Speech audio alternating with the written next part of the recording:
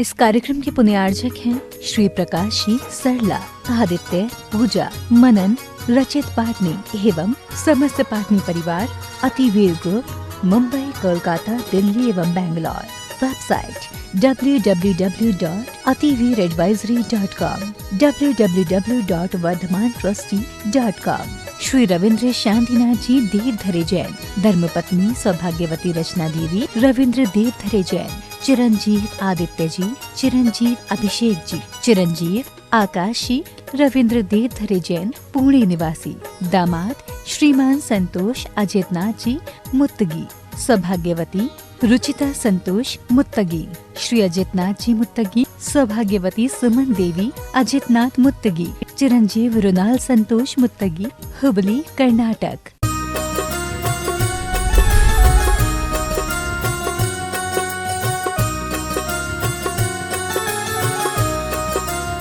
श्रवण संस्कृति के उन्नायक प्रातः श्रमणीय आचार्य भगवंत विद्यासागर जी महामुनि राज की जय जय जय। गुणायतन प्रणेता संघ का समाधान करता व भावना योग प्रवर्तक प्रखर वक्ता पूज्य मुनिवर श्री प्रमाण सागर जी महाराज की जय जय जय। मुनिवर श्री अरहय सागर जी महाराज की जय जय जय। प्रिय बंधुओं, तीर्थराज सम्मेत शिखर की तलहटी गुणायतन परिसर में आयोजित देश के सर्वाधिक लोकप्रिय कार्यक्रम संघ का समाधान में यहाँ उपस्थित एवं देश विदेश से जुड़े हुए उन सभी श्रद्धालुओं का जो कि घर बैठे पारस चैनल, जिनवाणी चैनल एवं प्रामाणिक ऐप के माध्यम से इस कार्यक्रम का सीधा प्रसारण देख सुनवा आनंद ले रहे हैं, उन सभी का मैं गुणायतन व श्री सेवायतन परिवार की ओर से हार्दिक अभिनंदन करता हूं। साथ ही बंधुओं, यह कार्यक्रम प्रारंभ हो उसके पूर्व अपन सब चलते हैं पूज्य श्री के चरणों में वंदन करने के लिए त्रैवार नमोस्तु निवेदित करते हैं। भो स्वामी नमोस्तु नमोस्तु नमोस्तु। बंधुओं, हमें बड़ी प्रसन्नता है, लोग लगातार गुणायतन से जुड़ रहे हैं। आज फिर गुणायतन से जुड़ने वालों के नाम हमारे बीच में है जिनका उल्लेख अवश्य करना चाहूंगा बंधुओं, जो निर्वाण निधि के रूप में जुड़े हुए हैं। ऐसे स्वर्गीय रविकिरण जी विलास शाह की स्मृति में सुयस रविकिरण शाह अक्कलकोट से, उनको बहुत बहुत धन्यवाद। वहीं बंधुओं, निर्वाण निधि से निर्वाण मित्र के रूप में जो आए हैं ऐसे श्रीमती सुशीलावती जी जैन, धर्मपत्नी रामलाल जी जैन, परेश जी जैन, यश जैन दिल्ली से। वहीं स्वर्गीय अंकुश जैन की स्मृति में श्रीमती मुन्नी जैन, धर्मपत्नी रजनीकांत जी जैन, आशीष जैन, स्वाति जैन, अनुराग जी, नेहा जी, अतिशय जी जैन फिरोजाबाद से। इनको बहुत बहुत बहुत बहुत धन्यवाद बंधुओं। लगातार लोग जुड़ रहे हैं, ऐसे ही आप हमारे इस गुणायतन के हाथ को और मजबूत करते जाएं, जिससे कि महाराज श्री की जो परिकल्पना है उस गुणायतन का निर्माण अति शीघ्र पूर्ण होकर के हम अपने चर्म चक्षुओं से उसे यहाँ पर साक्षात देख सके बंधुओं। तो चलिए, मैं प्रथम प्रश्न के लिए पूज्य श्री के चरणों में वंदन करते हुए पहुंच रहे हैं अपन प्रथम प्रश्न के लिए श्रीमान प्रमोद कुमार जी जैन, पापड़ीवाल, महावीर नगर, दुर्गापुरा, जयपुर से नमोस्तु निवेदित करते हुए कह रहे हैं, महाराज श्री रामचंद्र जी अपनी अच्छाइयों के कारण प्रसिद्ध हुए या कि रावण जैसे परम पराक्रमी महाबली व प्रखर विद्वान पर विजय प्राप्त करने के कारण प्रसिद्ध हुए? कृपया समाधान कीजिए। रामचंद्र जी अपनी अच्छाइयों के कारण प्रसिद्ध हुए या रावण जैसे पराक्रमी की बुराइयों के कारण? देखिए, इस बात को बहुत अच्छे से समझने की बात है। मैं समझता हूं रामचंद्र जी की प्रसिद्धि न उनकी अच्छाइयों और न ही रावण की बुराइयों के कारण हुई, अपितु बुराइयों पर अच्छाइयों की विजय के कारण। उन्होंने रावण की बुराइयों को हराया और वह उनकी प्रसिद्धि का कारण बन गई। प्रवीण सिंघई, गड़ाकोटा जिला, सागर से महाराज श्री नमोस्तु निवेदित करते हुए कह रहे हैं कि कहा जाता है कि नदियां और समुद्र सैकड़ों पहाड़ों धाराओं का पानी सिर्फ इसलिए ग्रहण करते हैं क्योंकि वह अपने आप को उनके नीचे रखती हैं, इसी वजह से वे पहाड़ी झरनों पर शासन कर पाती हैं। तो हे गुरुवर, एक नेतृत्व करने वाले को अथवा परिवार, समाज या संघ का मुखिया को किस प्रकार का होना चाहिए ताकि वह अपनी भलाई के लिए कार्य कर सके, सबकी भलाई के लिए कार्य कर सके? बहुत अच्छी बात कही है। नदियां सारे पहाड़ों, वनों, सबके पानी को अपने में समाने की सामर्थ्य रखती है और ऐसा केवल इसलिए क्योंकि वो नीचे रहती है। इस संदर्भ में जो सवाल किया गया है कि नेतृत्व रखने वाले कैसा नेतृत्व दे जो सबको अपने में समा सके। नदी का गुण यदि व्यक्ति अपने जीवन में ले आए तो वह सब कुछ अपने भीतर उद्घाटित कर सकता है। नदियों का जो गुण है वो पहाड़ से निकलती है, जमीन पे बहती है, और न केवल खुद बहती है अपितु अपने से मिलने वाले सबको अपने में समाहित रखती है। इस वजह से नदी नदी बन पाती है और अपने सागर तक की यात्रा को पूरी कर पाती है। इस संदर्भ में मैं इतना ही कहूँगा कि लोग अपने जीवन को नदी के समान बनाएं, यानी ऊपर से आए तो नीचे आने के बाद नीचे वालों को साथ लेकर के चलने की कोशिश करें। नदी की तरह व्यक्ति अपने व्यक्तित्व को यदि विराट बनाता है और सबको अपने में समाने की सामर्थ्य विकसित करता है तो मैं मान करके चलता हूँ न केवल उसका अपितु उसके संपर्क में आने वाले सबका अस्तित्व बड़ा होता है। हम ये जानते हैं कि छोटे छोटे नाले भी, गंदे नाले भी नदी में मिलकर के पवित्र बन जाते हैं। हमारा व्यक्तित्व यदि गहरा हो तो सबको हम उसमें समाने में समर्थ हो सकते हैं। महाराज श्री, बड़ी समस्या है। प्रकाश चंद जी पहाड़िया इचलकरंजी जी से कह रहे हैं नमोस्तु निवेदित करते हुए कि हम बहुत व्रत उपवास आदि अनेक करते हैं, बाजार का कुछ नहीं खाते, अभक्ष का सेवन भी नहीं करते, इतना कुछ करने पर भी लोग हमें धर्मात्मा क्यों नहीं समझते? महाराज श्री कृपया समाधान करें। बहुत अच्छी बात कही। अभक्ष नहीं खाते, बाजार का कुछ नहीं खाते, फिर भी लोग हमको धर्मात्मा क्यों नहीं समझते? मैं तो ये कहता हूँ कि लोग तुम्हें धर्मात्मा समझे इसके लिए धर्म बिल्कुल मत करो। तुम अपने आप को अपने भीतर धर्मात्मा देख सको इसलिए धर्म करो। अपने भीतर एक धर्मात्मा को जगाने का प्रयास करो। जब तक हम अपने अंतरंग से धर्मात्मा नहीं होंगे, लोग हमें धर्मात्मा समझ भी ले तो क्या होगा? अच्छी बात है कि आप अपने खान पान में काफ़ी कुछ संयम रखे हो, लेकिन मेरा इतना कहना है कि केवल खान पान के संयम का नाम धर्मात्मा होना नहीं है। धर्मात्मा व्यक्ति को आचार शुद्धि के साथ साथ विचारों में भी शुद्ध होना चाहिए। अगर हम अपने विचार और व्यवहार को विशुद्ध नहीं बनाते तो हमारा धर्मात्मापना सार्थक नहीं। कदाचित लोग मुझे धर्मात्मा कह भी दे तो उससे कोई फर्क पड़ने वाला नहीं है। हम धर्मात्मा तभी हो सकेंगे जब हम स्वयं उसका अनुकरण करें। डॉक्टर दीपा जी पिंपली सौदागर पुणे से नमोस्तु निवेदित करती हुई कह रहे हैं महाराज श्री आपका रत्नात्रय कैसा है? बहुत बढ़िया। गुरुदेव, मेरी शंका यह है कि कबीरदास जी के नीचे लिखे हुए दोहे में चलती चक्की देखकर दिया कबीरा रोए, दो पाटन के बीच में साबुत बचा ना कोई, इस दोहे में शाब्दिक अर्थ के अलावा और क्या सत्य छिपा हुआ है? कृपया उद्घाटित करें। देखिए, इसमें जो शब्दार्थ है वो अर्थ तो बहुत सामान्य है, लेकिन इसके भीतर जो व्यंजित अर्थ है उसे समझना चाहिए। यहाँ कुछ और कहा जा रहा है, एक प्रतीकात्मक है। वे दो पाटों में के बीच में साबुत बचा न कोई, जो कह रहे हैं वो केवल ये अर्थ नहीं कि दो चक्की के दो पाटों के मध्य जो दाना आता है वो पिस जाता है।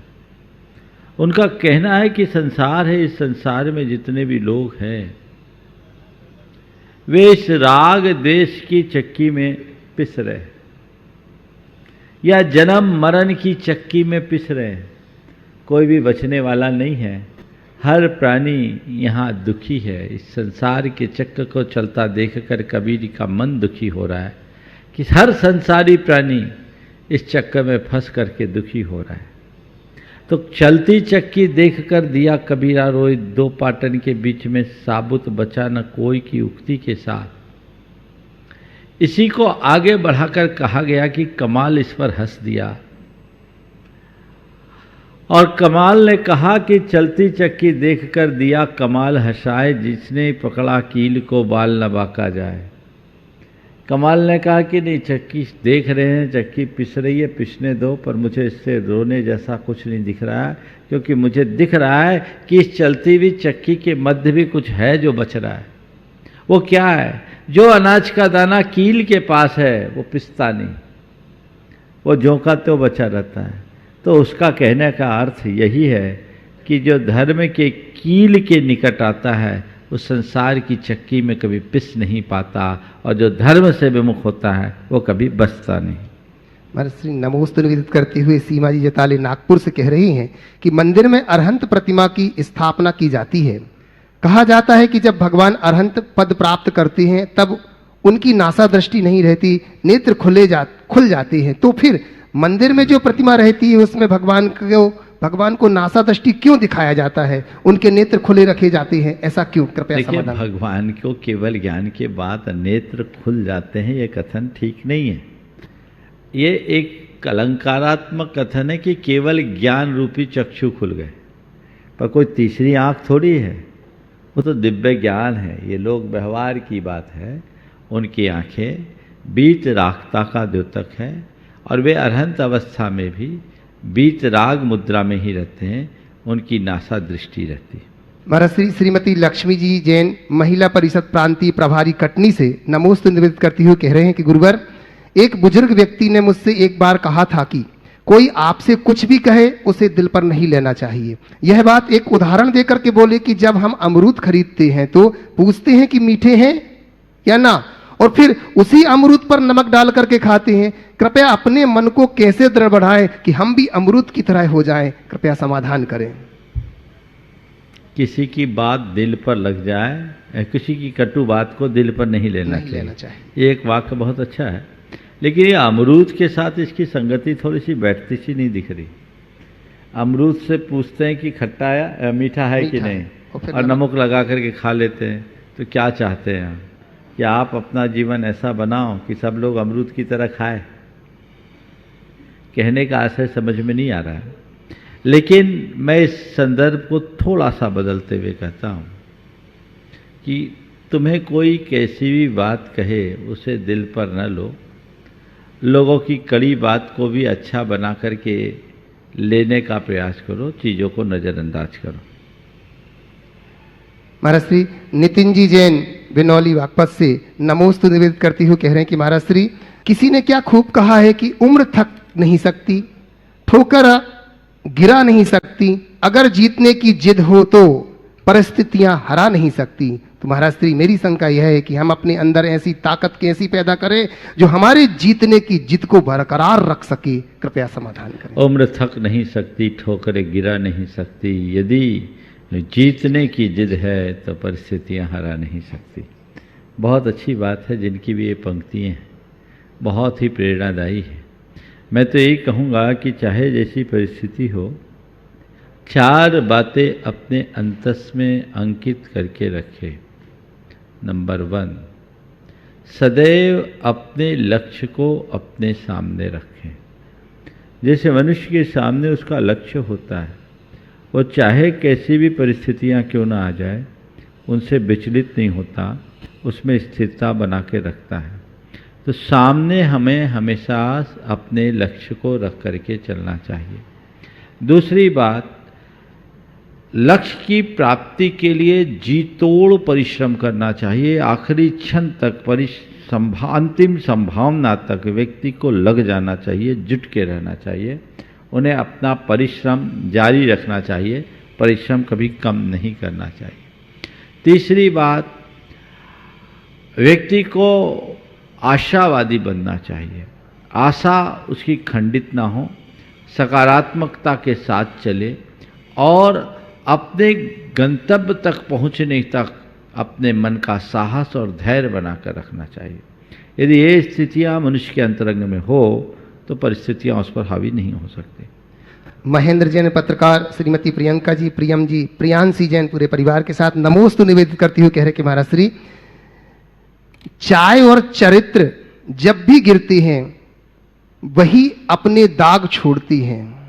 महाराज श्री, चाय का दाग तो आसानी से साफ हो सकता है, लेकिन चरित्र पर लगा दाग साफ होना मुश्किल है, मुश्किल भरा है। तो गुरुवर, अपने चरित्र को निर्मल और दाग रहित बनाए रखने के लिए किस प्रकार की सावधानी रख रहे हैं? अपने चरित्र को दाग रहित कैसे बनाए?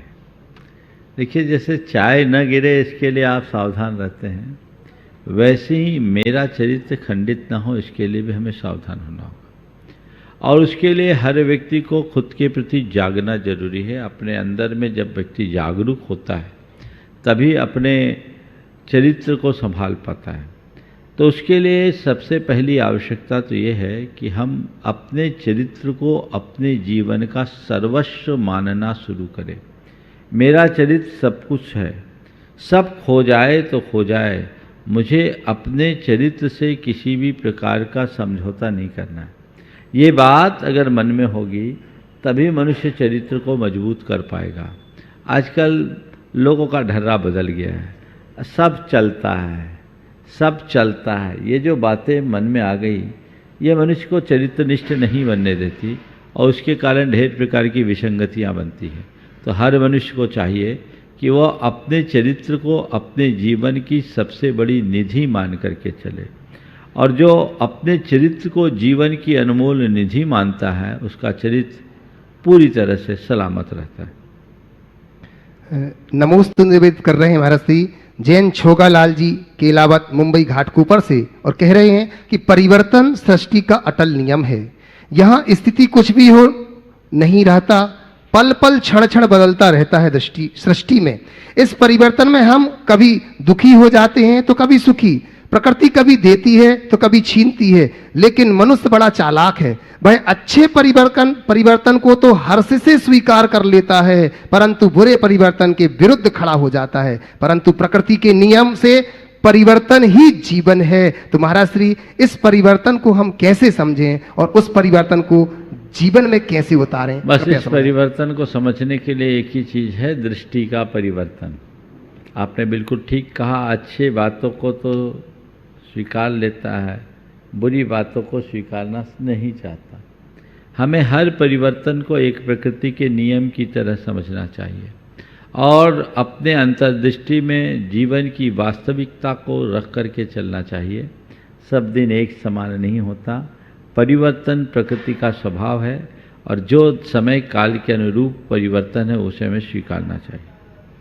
जय श्री जयचंद जी पाटनी एलोरा से नमोस्तु निवेदित करते हुए कह रहे हैं महाराज श्री सभी को खुश रखना संभव नहीं है, पर अपनों को कम से कम कैसे खुश रखें? अपनों की खुशी बढ़ाते समय खुद के सपने टूट जाते हैं। अच्छा, हाँ चलो, टूट जाते, मानसिक दुख ना बता सकते हैं, सह नहीं पाते हैं। ऐसे में हम अपने भाव को कैसे रखें? देखिए बात सही है, सबको खुश न रख सकें तो अपनों को खुश कैसे रखें? सबसे पहली बात है, अपनों को खुश वही रख सकता है जो खुद खुश रहता है।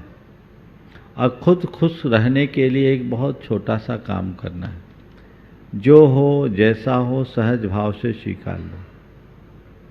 अनुकूल हो प्रतिकूल हो, अच्छा हो बुरा हो, कोई तारीफ करे कोई टिप्पणी करे, अपने आप को उनसे अप्रभावित रखो, सहज रहो, खुश रहो।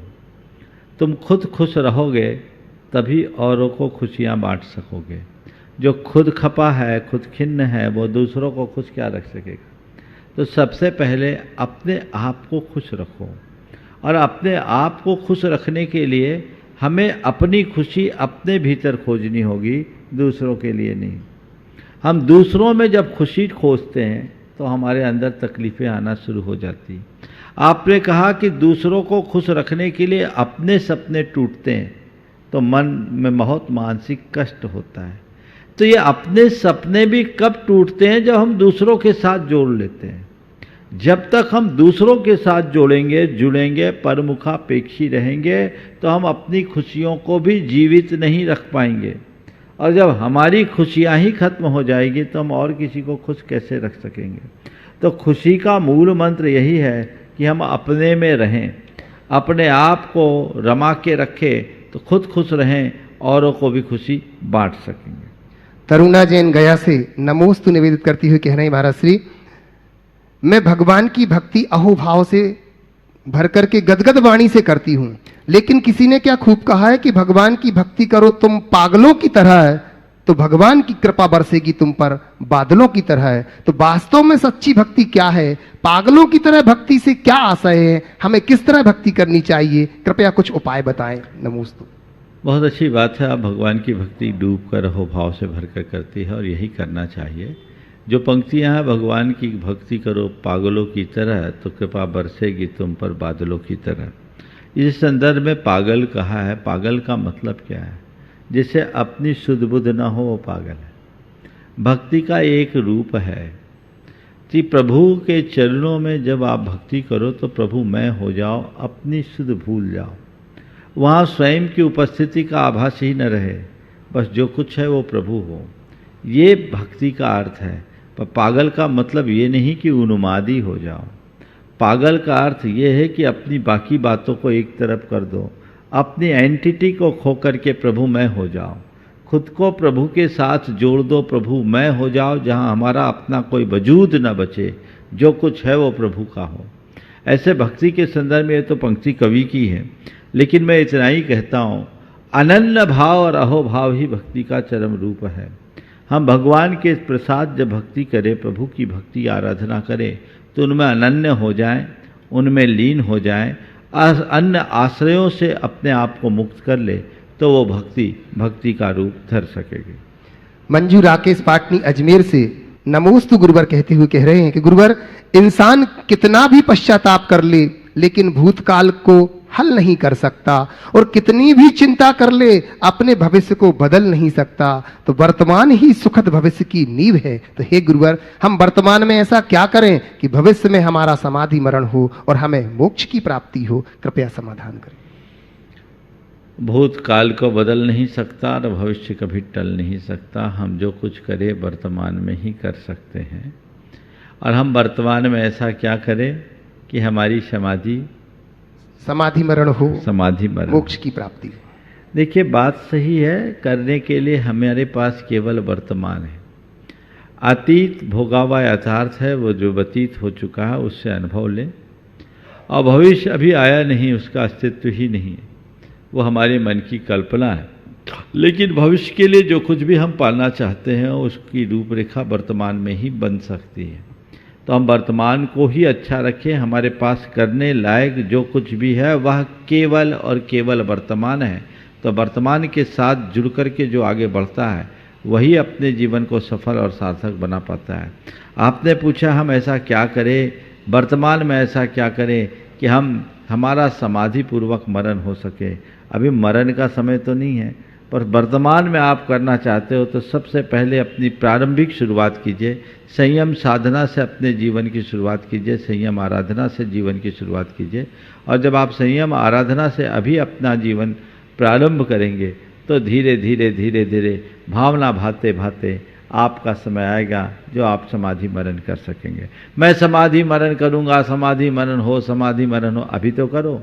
कई लोग बोलते मुझे दीक्षा लेना है, मैं दीक्षा लूंगा, मैं दीक्षा लूंगा, मैं दीक्षा लूंगा। और दीक्षा लूंगा तो जब लोगे आप कम से कम अभी व्रती तो बन जाओ। नहीं, मैं तो दीक्षा लूंगा, तो पता लगा दीक्षा भी नहीं ले पाया और बातों में ही रह गया। लूंगा नहीं, करूंगा नहीं, जो कर रहा हूं उस पर फोकस करो। आज जो शुरुआत करोगे कल वही विराट रूप ले सकेगा। दिनेश पटेल मांदरम से नमोस्तु निवेदित करते हुए कह रहे हैं, गुरुवर, मेरी शंका ये है कि मैं ऊर्जा प्रवाह ध्यान सुबह भावना योग से पहले करता हूं, पर गुरुवर ऊर्जा प्रवाह से सिर में बहुत ऊर्जा आ जाती है। तो गुरुवर, सिर में बहुत ऊर्जा आ जाने से सिर भारी हो जाता है। तो गुरुवर, सिर को कैसे स्थिर करें? कृपया समाधान। देखिए, ऊर्जा प्रवाह अलग से करने में प्रायः लोगों को सिर भारी होता है। इसलिए भावना योग में जिस क्रम से ऊर्जा प्रवाह कराया गया है, यदि उसमें आप करेंगे तो ज़्यादा लाभप्रद होगा, क्योंकि उसके बाद जो फिर सामायिक की स्थिति आती है उसमें सब कुछ सामान्य हो जाता है। इसलिए उसी क्रम में करें। और जिनको ज़्यादा सिर भारी हो और या जिनका ब्लड प्रेशर वगैरह अनियमित हो जाए, वे ऊर्जा प्रवाह को गौण कर दें। विदेशी बांसवाड़ा से गुरुदेव नमोस्तु निवेदित करती हुई कह रहे हैं कि महाराज श्री, मेरा प्रश्न है कि इंद्रिय सुख से पाप होता है और लोग इंद्रिय सुख के लिए क्या क्या नहीं करते।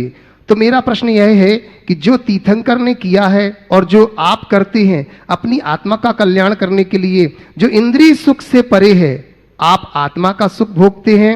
महाराज जी, अगर हम किसी को सुख चाहिए हो तो उसमें आत्मा का सुख इंद्रिय सुख से बड़ा होता है। तो मेरा ऐसा सवाल है कि मैं आत्मा का सुख कैसे भोगूं ताकि इंद्रिय सुख की अटल टल जाए।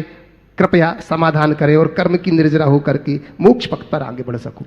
आत्मा का सुख कैसे भोगूं ताकि इंद्रिय सुख की लालसा टल जाए। अटल शब्द का अर्थ नहीं है, ललक टल जाए, हो सकता है उनकी आदत टल जाए। आदत टल जाए, आदत। अच्छा, देखिए इसके लिए सबसे पहले सुख को समझना पड़ेगा। आप जिसे इंद्रिय सुख भी कहते हैं वो सुख है क्या, इसे समझिए। कोई व्यक्ति, मान लीजिए आप ही हैं, गर्मी का समय है, बहुत प्यासे हैं और कहीं पहुंचे हैं, सामने वाले ने आपको ठंडाई पिलाई, बहुत ठंडी ठंडाई, पीने के बाद कैसा लगेगा? सुख मिलेगा कि नहीं मिलेगा? मिलेगा। किससे सुख मिला? ठंडाई पीने से। ठीक है, एक गिलास ठंडाई आपको दे दिया गया, आपको सुख मिला। दूसरा गिलास और दे तो क्या हो गया? वो सुख कहाँ गया? ठंडाई पीने से सुख मिला ना। तो पहले गिलास से अगर ठंडाई पीने से सुख है तो पहले गिलास में जितना सुख मिला दूसरे गिलास पीने में उसका डबल सुख मिलना चाहिए, तीसरे में ट्रिपल मिलना चाहिए, चौथे में चौवल मिलना चाहिए। क्यों नहीं मिलता? क्यों नहीं? तो सुख किससे मिला? पहले गिलास में आपको बहुत सुख मिला और उत्तरोत्तर दूसरे तीसरे गिलास में सुख कम मिला और चौथा गिलास सामने वाले ने ऑफर किया तो आपने हाथ जोड़ दिया, भैया अब नहीं। आखिर क्यों? सुख किससे मिला? ठंडाई से मिला। हाँ, एक गिलास पी के क्यों मिला? प्यास थी इसलिए मिला। सुख क्यों मिला? मन में प्यास थी, प्यासे व्यक्ति को ठंडाई पिलाया तो अच्छा लगा। भूखे व्यक्ति को रूखी रोटी भी अच्छी लगती है और पेट भर जाने के बाद रसगुल्ला भी रास नहीं आता। आता है क्या? तो उस ठंडाई से जो सुख मिला वो सुख ठंडाई का था कि प्यास का था? प्यास सुख है कि दुख है? बोलो, प्यास तो दुख है ना। तो अब ठंडाई जैसी वस्तु से आपको सुख पाना है तो जितना सुख पाना है उससे ज्यादा प्यास जगाना है। तो पहले प्यास जगाओ, फिर उसे बुझाने के लिए ठंडाई लाओ और सुख पाओ। यही है इंद्रिय सुख, जिसको पाने के लिए हमें पहले दुख को बुलाना पड़ता है। सच्चे अर्थों में देखा जाए तो वो सुख सुख नहीं, सुख के नाम पर केवल एक भ्रम है, दुख है। समझ गए? वो पीड़ा है, वो दुख है, पीड़ा है। तो इंद्रिय सुख सुख नहीं है, सुख के नाम पर एक भ्रम है। प्यास का प्रतिकार हुआ इसलिए सुख मिला। अब जिसके अंदर प्यास ही नहीं बची उसके लिए ठंडाई की जरूरत नहीं, जिसके लिए भोजन की भूख ही नहीं बची उसके लिए भोजन की जरूरत नहीं। तो मन में जब चाह उत्पन्न होती उस चाह की पूर्ति के लिए हम तमाम साधनों का इस्तेमाल करते हैं और उसमें सुख खोजते हैं। सच्चे अर्थों में सुख हमारे मन में है। जब चाह ही नहीं तो सुख का, दुख ही नहीं होगा और दुख ही नहीं तो सुख ही नहीं। तो आत्मा का सुख उससे परे है। ये सुख की वास्तविकता को समझने की जरूरत है। चीजों में सुख नहीं मिलता। और देखिए, मैं आपसे बोलता हूं, आपके अकाउंट में किसी ने 1 लाख रुपया दिया और आपको पता नहीं, आपको खुशी होगी? अकाउंट में तो पैसा आ गया, आपके पास मैसेज नहीं, आपको कोई खुशी होगी? हाँ? आपके अकाउंट से किसी ने 1,00,000 रुपया छल पूर्वक निकाल लिया, आपको पता नहीं, आपको दुख होगा? नहीं होगा ना। आपके अकाउंट में पैसा आया, आपको पता नहीं, आपको सुख नहीं मिला। आपके अकाउंट से पैसा गया, आपको पता नहीं, आपको सुख नहीं मिला, दुख नहीं हुआ। लेकिन कोई आपको जैसे ही मालूम पड़ेगा, खुशी भी होगी और गया तो दुख भी होगा, है ना। आ गया तो खुशी होगी, गया तो दुख होगा। तो दुख होना और सुख होना किससे हुआ? अंदर के ज्ञान से हुआ ना। जब जानने में आया तब हुआ।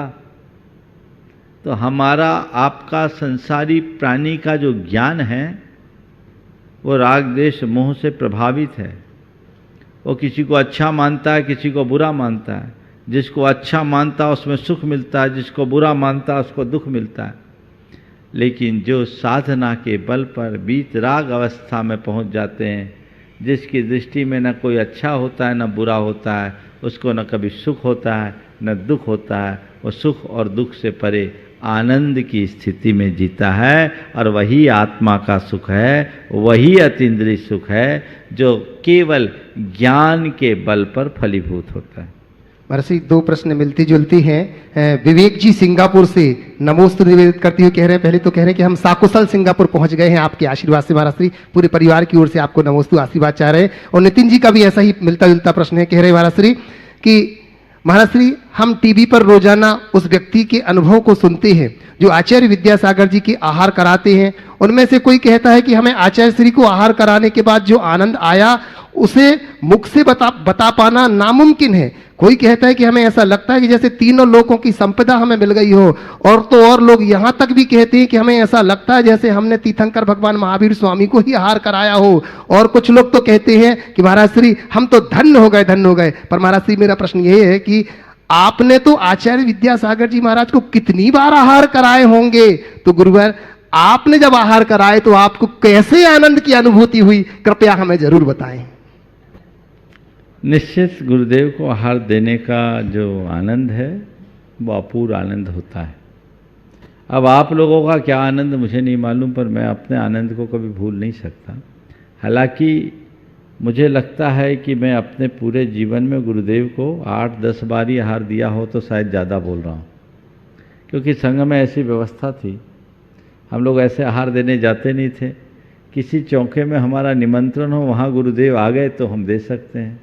और उसके पहले गुरुदेव के संपर्क में आते ही मैं संघ में आ गया तो व्यवस्थाएं बदल गई। लेकिन मेरे जीवन का सबसे बड़ा सौभाग्य कि अपने जीवन का प्रथम आहार मैंने गुरुदेव को ही दिया।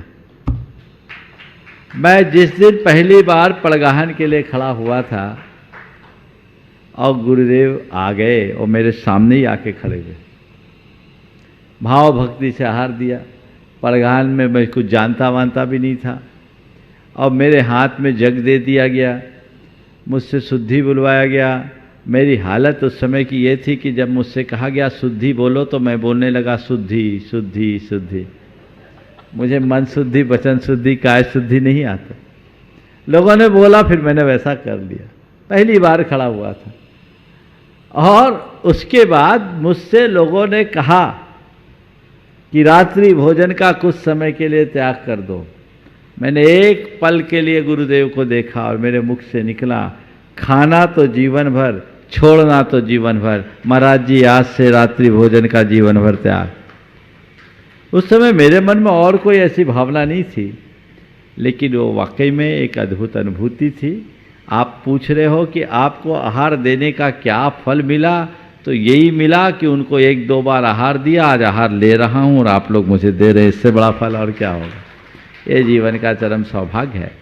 और उसके बाद आज्ञा नहीं थी गुरुदेव की कि चाहे जिस चौके में हम लोग आहार दे सकें। जब हम लोग पड़गाहन के लिए भी हम लोग बहुत कम करते थे। आप संग निकल जाए उसके बाद हम ब्रह्मचारियों का भोजन के लिए जो बुला कर ले जाए सो जाए। किसी साधु की वैयावृत्ति की दृष्टि से उनका आहार कराने जाना हुआ तो चले गए। तो बहुत कम, लगभग मैं 18 महीना संग में रहा ब्रह्मचारी में, लेकिन 18 महीना में 5-7 बार ही आहार दिया होगा तो दिया होगा। पर ये जो पहला आहार है वो मेरे जीवन का पूरा अनुभव है। और निश्चित ऐसे महान गुरु को आहार देने वाले लोग भाग्यशाली तो होते ही। प्रवीण जी सिंघई गढ़ाकोटा जिला सागर से नमोस्तु निवेदित करते हुए कह रहे हैं महाराज श्री, वो करो जो सही हो, ना कि वो जो आसान और लोकप्रिय हो। तो हे गुरुवर, हमें कोई कार्य करने के पूर्व किन किन बातों पर विचार करना चाहिए, कृपया मार्गदर्शन दीजिए। वो करो जो सही है, वो नहीं जो आसान और लोकप्रिय हो। हमें कोई भी कार्य करने के पहले किन किन बातों का विचार करना चाहिए। कई तरह की बातें हो सकती है, पर 4 बातें मेरी दृष्टि में जरूर ध्यान देना चाहिए। सबसे पहले वो कार्य प्रयोजनी है कि नहीं, कार्य का प्रयोजन उपयोगिता उसकी है कि नहीं, ये हमें देखना चाहिए। अगर प्रयोजनी है, उपयोगिता है, प्रासंगिक है, तभी उस कार्य को आगे बढ़ाना चाहिए, अन्यथा नहीं। दूसरी बात, इस कार्य से किसी का नुकसान तो नहीं हो रहा है। अगर नुकसान होने वाला है, दूसरों के लिए अहितकारी है, स्वपर अहितकारी है, तो उससे हमें दूर रहना चाहिए। तीसरी बात, इस कार्य को अंजाम देने के लिए किन बातों की ज़रूरत है, उनका पहले से विचार कर लेना चाहिए। और चौथी बात, इस कार्य की संपन्नता में यदि बाधा आए तो हमें क्या बाधा आ सकती है, उसके लिए पहले से विचार कर लेना चाहिए, ताकि हम किसी काम को हाथ में लें तो बीच में हमारा मैनेजमेंट फेल ना हो और हम उसका लाभ ले सकें। प्रखर जैन जबलपुर से नमोस्तु निवेदित करते हुए कह रहे हैं महाराज श्री, मेरी शंका ये है कि मैं किस प्रकार से नकारात्मक सोच को बदल करके पॉजिटिव सोच में बदल सकूं, कृपया समाधान रोज कीजिए। ही तो इसका उत्तर देता हूं भैया, आगे बोलो। निष्प्रह जैन बाबई से नमोस्तु निवेदित करते हुए कह रहे हैं महाराज श्री, धर्म की व्यवहार की जो भी जितनी भी अच्छी बातें हैं लगभग सभी जानते हैं, कम से कम अधिकांश जैनी तो जानते ही हैं, आप भी जानते हैं, लेकिन इन पर अमल केवल आप जैसे कुछ गिने चुने ही कर पाते हैं। ऐसा क्यों होता है गुरुदेव? ऐसा इसलिए होता है कि इस दुनिया में दुर्योधन के अनुयायी ज्यादा है। सबकी दुर्योधनी प्रवृत्ति है, युधिष्ठिर की प्रवृत्ति कम है।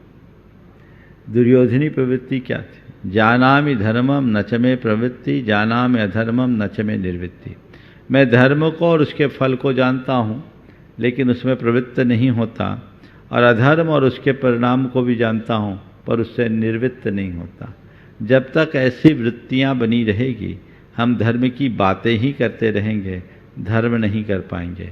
इसलिए मैं सभी लोगों से कहता हूँ, धर्म की बातें करना अच्छी बात है, पर केवल बातें न करें, धर्म करें। धर्म करने से काम होगा, बातें करने से नहीं। डॉक्टर संजीव जी प्रचंडिया, ट्रस्टी गुणायतन, अलीगढ़ से नमोस्तु निवेदित करते हुए कह रहे हैं महाराज श्री कि पुण्य के उदय में प्रमाण की आवश्यकता नहीं पड़ती और पाप के उदय में प्रमाण काम नहीं आता, तब प्रमाण की उपयोगिता क्या होगी? कृपया शंका का समाधान कीजिए। पुण्य के उदय में प्रमाण की आवश्यकता नहीं, पाप के उदय में प्रमाण काम नहीं आता, तो प्रमाण की उपयोगिता क्या है? देखिए, आपने जिस प्रमाण की बात की, मैं उस प्रमाण की बात नहीं करता, पर मैं तो ये कहता हूँ अपने भीतर के प्रमाण को जान लो, तो न पुण्य से प्रभावित होगे न पाप से प्रभावित होगे। प्रमाण क्या है जानते हो? प्रमाण है हमारे भीतर का ज्ञान। ज्ञान भाव में जीने वाला व्यक्ति न पुण्य में जीता न पाप में जीता, अपितु पुण्य और पाप से ऊपर उठ करके जीता।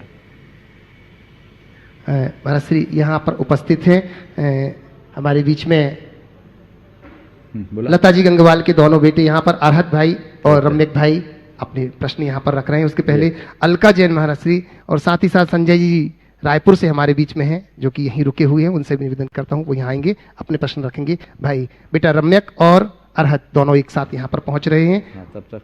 तब तक महाराज श्री अलका जैन भोपाल से नमोस्तु निवेदित करती हुए कह रहे हैं कि पंडित धन्ना लाल जी शास्त्री कानपुर वालों की सुपुत्री हूँ। महाराज जी, मेरी शंका यह है कि अभी 30 दिसंबर को पापा जी सुबह कानपुर में चंदा प्रभु भगवान का जन्म हुआ, तब कल्याणक व पारसनाथ भगवान का जन्म तब कल्याणक था, तो भगवान का अभिषेक के निमित्त से घर से पैदल मंदिर जी की ओर गए और धोती दुपट्टा पहनने के लिए अपने पैंट शर्ट वगैरह उतार ही रहे थे कि उनके तन पर बनियान अंडरवियर थी। वे गिरे और उनके प्राण पखेरु प्रातः 7:45 पर उड़ गए। वह घर से निकले थे भक्तांबर जी विनती आदि पढ़ते हुए। महाराज श्री, हमारी शंका है कि उनकी क्या गति हुई होगी, कृपया समाधान कीजिए। देखिए, पंडित धन्नालाल जी शास्त्री को मैं पिछले लगभग 37-38 वर्षों से जानता हूँ। बड़े धर्मात्मा व्यक्ति थे और जो लक्षण आपने बताई है, इस तरह का सुमरन कुल बिरले धर्मात्मा व्यक्तियों को ही योग मिलता है। वयोवृद्ध तो थे ही, और आपने जैसे बताया नियमतः वो सदगति के पात्र होंगे। भगवान के अभिषेक के लिए जो अपने वस्तुओं को बदलने के लिए लगे हैं, निश्चित वह उनके जीवन के उद्धार का कारण होगा। मेरा पूरे परिवार को आशीर्वाद है, और ये कहना है आना जाना तो सबका लगा हुआ है। वो गए, अपना काम करके गए, हम लोगों को हमारी राह दिखाए हैं, हम उस राह पर चलें। सभी को आशीर्वाद। नमोस्तु महाराज श्री। महाराज श्री, आदमी को ना कायदे पसंद है ना वादे पसंद है, सिर्फ फायदे पसंद है। मेरे कहने का मतलब है कि आदमी का मन तो साफ होता है, किंतु उसे पैसा बिगाड़ देता है। ज्यादा पैसे से उनका ईगो बढ़ जाता है। उनके ईगो को कैसे कंट्रोल किया जाए? न कायदे पसंद है न वायदे पसंद है, आदमी को बस केवल फायदे पसंद है। बहुत अच्छी बात कही है। और साथ में जो तुमने सवाल किया है कि मन तो साफ है लेकिन पैसे उसे बिगाड़ देता है, पैसा ज़्यादा होने से ईगो आ जाता है। ईगो को कैसे सुलझाएं? देखिए, ईगो केवल पैसे का नहीं होता, ईगो कई चीज़ों का होता है। हर व्यक्ति के ईगो अलग अलग तरीके के होते हैं, अलग अलग वजह से होते हैं, समझ गए। एक भिखारी का भी ईगो होता है, कोई ज़रूरी नहीं कि जो पैसा वाला उसके ही पास ईगो हो। मैं ऐसे बहुत लोगों को जानता हूं जो पैसे वाले हैं पर विनम्र हैं, और बहुत से ऐसे लोगों को भी जानता हूं जो एकदम फकीर है पर बड़े आकड़ा है।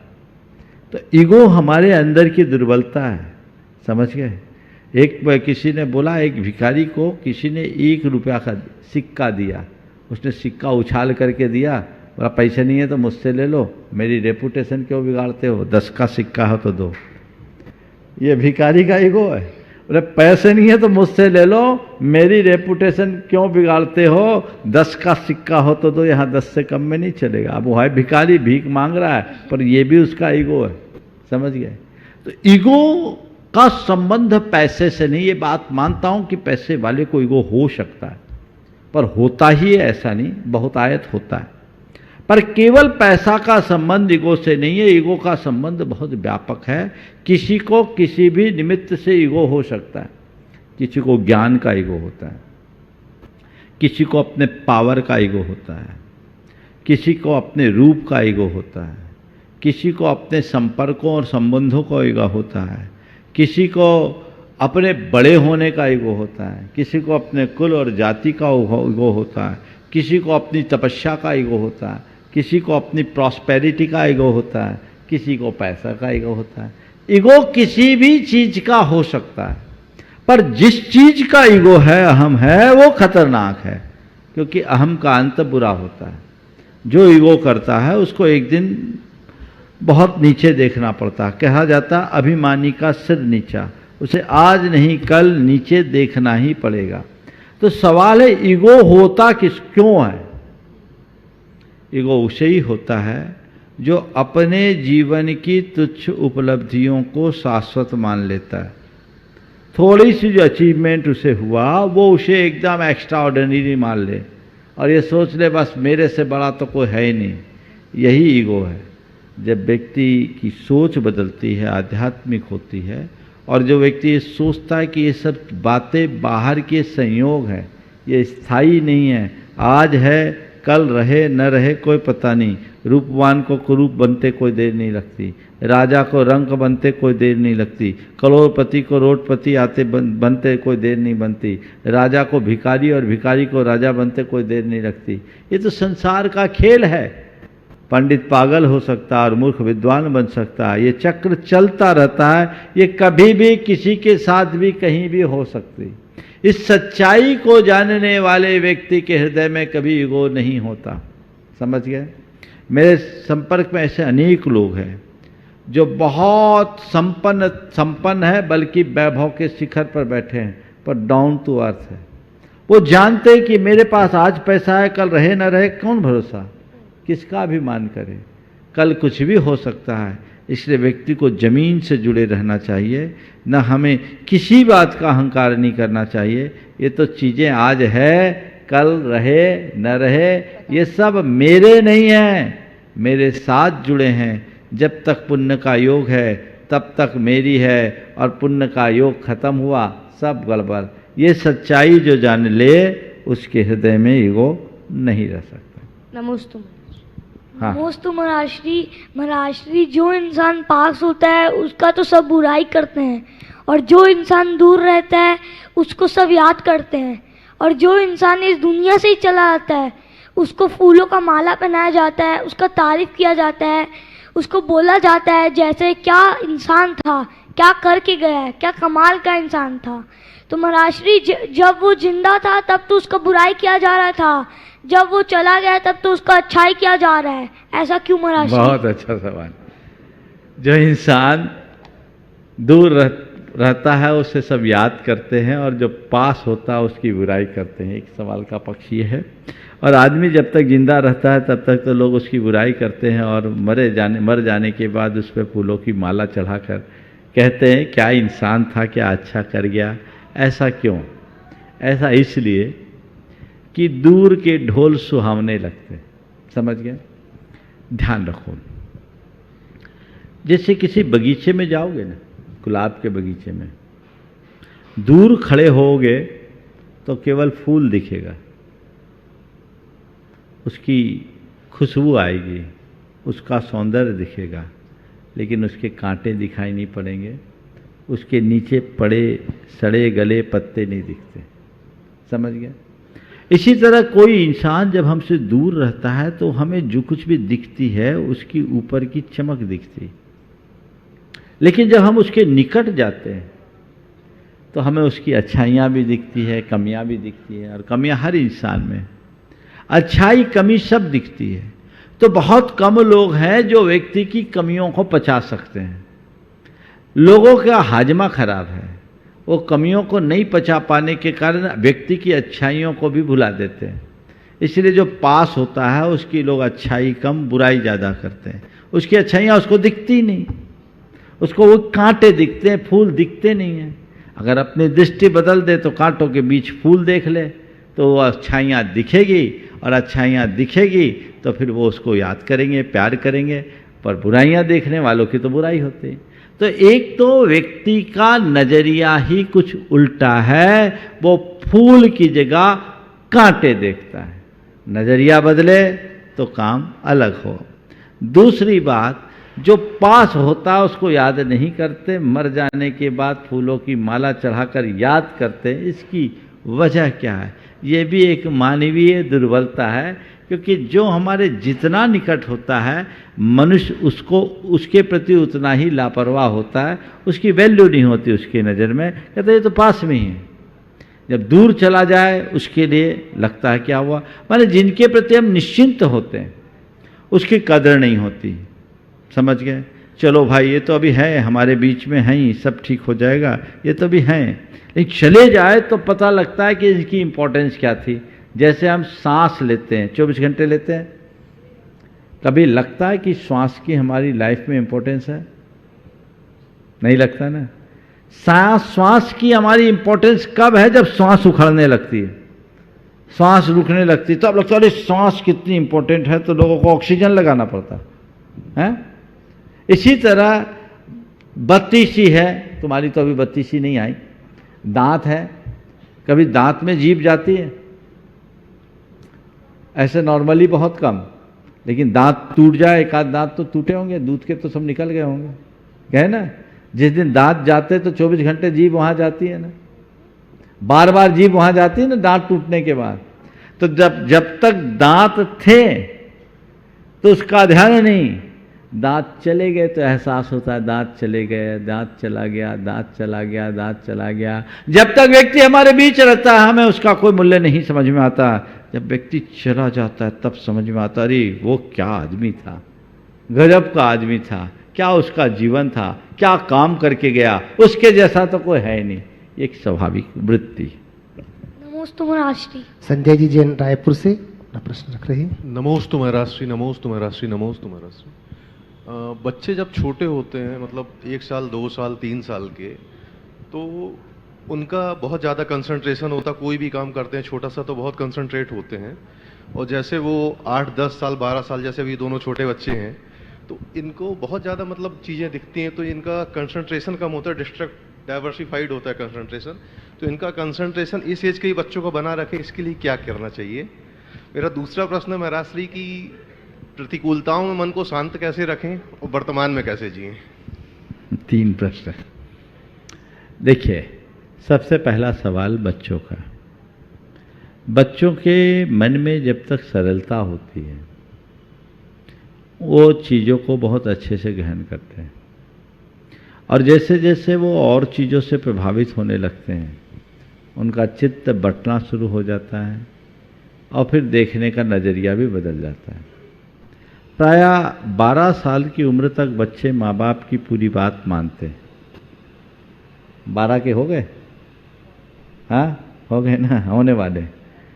फिर धीरे धीरे धीरे धीरे दोस्तों के, फिर थोड़े बड़े हो जाए तो किसी और के हो जाते, है ना। तो ये एक स्वाभाविक प्रवृत्ति है, लोगों की ऐसी वृत्ति बनती है। तो बच्चों में जो बचपन के संस्कार हैं वो आगे भी बनी रहे, उसके लिए हमें चाहिए उनके उम्र की वृद्धि के साथ हम अपनी निकटता उनसे बढ़ाएं, हमारा संवाद उनसे होना चाहिए। बच्चों के लिए माँ बाप उनके सबसे अच्छे मित्र बन जाना चाहिए। अगर माँ बाप के साथ बच्चों का कम्युनिकेशन प्रॉपर हो और मैत्रीपूर्ण संबंध हो तो दूसरे मित्र उसके लिए बाद में रहेंगे, माँ बाप पहले। इसके लिए चाहिए कि आप उनके लिए समय दो, जिसका आजकल बहुत अभाव है। लोगों के पास समय नहीं है, पैसा है, बच्चों को पैसा पकड़ा देते, समय नहीं दे पाते, इसलिए मामला गड़बड़ा जाता है। हमें समझना ये चाहिए कि पैसों से ज़्यादा कुछ नहीं होने वाला। हमें जो काम होना है वो समय से होगा, स्नेह से होगा। वो समय स्नेह का सिंचन बच्चों को अगर दिया जाए तो वो बच्चे हमेशा वैसे ही रहेंगे जैसा कि हम उनके संदर्भ में चाहते हैं। दूसरी बात, आपने पूछा विपरीत परिस्थितियों में अपने मन को शांत कैसे रखें और वर्तमान में जीना कैसे सीखें। अक्सर ये सवाल आता है और मैं हमेशा बोलता हूँ कि कोई भी परिस्थिति, चाहे जैसी भी परिस्थिति क्यों न हो, यदि परिस्थिति विपरीत है घबराओ मत, विचलित मत हो। पहली बात तो ये सोचो कि हम परिस्थिति को बदल सकते तो बदलें, और बदलने में यदि हम समर्थ नहीं हैं तो उसके प्रति अपना एटीट्यूड बदलें, अपना दृष्टिकोण बदलें और ये सोचें रात के बाद दिन होगा। अभी रात है फिर प्रभात होगा, आज नहीं तो कल होगा, समय बदलेगा। सोच को सकारात्मक बना के रखें, कर्म सिद्धांत पर विश्वास रखें और मन में धैर्य धारण करें तो चीज़ें धीरे धीरे बदलती हैं। परिस्थितियाँ विपरीत होने पर भी हम अपने मन की अनुकूलता से उसे ठीक कर सकते हैं, ये हमारा प्रयास होना चाहिए। तो विपरीत परिस्थितियाँ हम पर हावी नहीं होगी। और वर्तमान में जीने के लिए बस एक ही बात दिमाग में रखें, जो कल देगा वो कल की व्यवस्था देगा, हमें ज़्यादा चिंता नहीं करना है। जो चोंच देगा वो चुग्गा भी देगा, सब कुछ ठीक होगा। जो होता है सही होता है और जो होना होता है वही होता है। ये बात अपने हृदय में बिठाल दो। क्या बोल रहा हूँ? जो होता है सही होता है और जो होना होता है वही होता है। इतनी बात दिमाग में बिठाल देंगे तो फिर हमारी स्थितियाँ कभी गड़बड़ नहीं होंगी।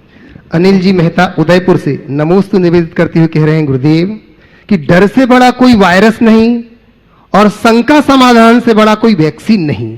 तो हे गुरुवर, कौन सा बूस्टर डोज लगाएं कि डर का वायरस हिम्मत में बदल जाए? कृपया समाधान करें। डर से बड़ा कोई वायरस नहीं और शंका समाधान जैसा वैक्सीन नहीं। तो आपने पूछा कौन सा ऐसा बूस्टर डोज लगाएं कि डर की जगह हिम्मत आ जाए। तो मैं तो ये कहता हूँ, आपके प्रश्न में ये बात जब प्रकट है कि आपको शंका समाधान अगर वैक्सीन का काम कर रही है तो बस इसका डोज प्रॉपर लेते रहिए और फुल डोज ले लीजिए, तो फिर कहने की कोई ज़रूरत नहीं होगी, डर कभी नहीं आएगी। एक बात मैं ये जरूर कहूँगा, जिन लोगों के हृदय में डर ज़्यादा व्यापता है, डर के संदर्भ में मैंने अनेक बार मार्गदर्शन दिया है, लेकिन जिनको ज़्यादा डर है वे भावना योग करें और भावना योग के क्रम में अभयो हम सुरक्षितो हम। मैं अभय हूँ, मैं सुरक्षित हूँ, मैं पूर्ण सुरक्षित हूँ, मैं अभय हूँ। अमृत्योर हम, मैं मृत्यु से रहित हूँ। अभयो हम सुरक्षितो हम अमृत्यो हम, अभयो हम सुरक्षितो हम अमृत्यो हम। अपने इस स्वरूप को बार बार इन वाक्यों को दोहराकर अपने स्वरूप का आभास करें तो मन का डर खत्म हो जाएगा। फिर किसी भी तरह की बाधा हृदय में नहीं आएगी और हम अपने जीवन का पथ प्रशस्त कर सकेंगे। अतुल जी दुबे सतना से नमोस्तु निवेदित करते हुए कह रहे महाराज श्री, हाथ दो, पैर दो, कान दो, आंख दो, काम एक, किंतु जीव एक, काम दो, चखना और चलना, अनेक कार्य, ऐसा क्यों? यही तो है, उसी में संभलना है। जीभ बहुत खतरनाक है, चखने में तो उतनी खतरा नहीं है, पर जीभ चल जाए तो बहुत खतरा है। तो जीभ चले उससे पहले हम अपने आप को संभाल करके चले। एक सूचना जरूर आप सबको पुनः दे देना चाहिए। जो पंच संग्रह की कक्षा की बात की थी, आज से प्रारंभ हो गई, बहुत लोगों ने लाभ लिया है उसका। बहुत अच्छा ग्रंथ है कर्म सिद्धांत को ठीक तरीके से समझने के लिए। तो जो भी लोग उसका लाभ लेना चाह रहे हैं, लाभ लेते रहें। उसका समय जो सुबह था उसकी जगह 2:30 बजे दोपहर से उसका लाभ ले सकते हैं। समय आप सबका हो गया, यहीं पर विराम। बोलिए परम पूज्य आचार्य गुरुवर श्री विद्यासागर जी महाराज।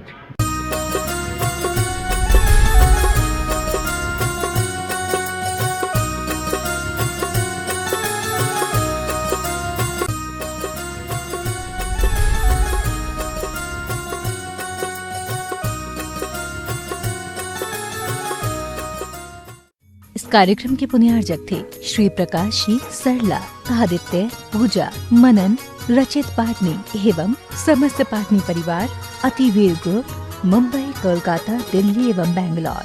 Website www.ativeeradvisory.com, www.vardhamantrusty.com। Shri Ravindra Shantinath ji Deodhare Jain, धर्मपत्नी सौभाग्यवती रचना देवी, रविंद्र देवधरे जैन, चिरंजीव आदित्य जी, चिरंजीव अभिषेक जी, चिरंजीव आकाश जी, रविंद्र देवधरे जैन, पुणे निवासी, दामाद श्रीमान संतोष अजितनाथ जी मुत्तगी, सौभाग्यवती रुचिता संतोष मुत्तगी, श्री अजितनाथ जी मुत्तगी, सौभाग्यवती सुमन देवी अजितनाथ मुत्तगी, चिरंजीव रुनाल संतोष मुत्तगी, हुबली कर्नाटक।